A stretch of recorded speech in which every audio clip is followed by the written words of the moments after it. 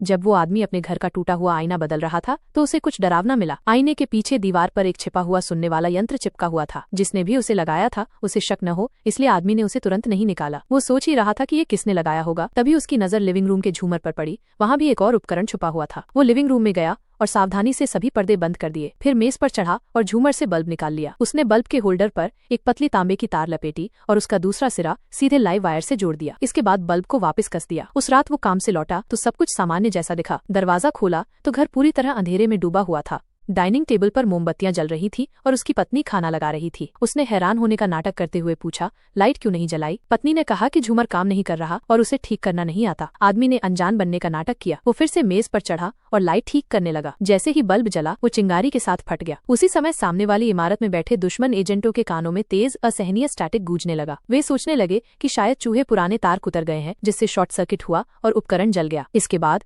आदमी ने अपनी पत्नी को किसी बहाने घर से बाहर भेज दिया। खुद गाड़ी लेकर बाहर निकला, लेकिन दूर नहीं गया। पास ही छिपकर निगरानी करने लगा। जैसा उसने सोचा था, घर खाली देखकर जासूसों ने किसी को नया उपकरण लगाने भेजा। आदमी ने परछाइयों से सब कुछ देख लिया।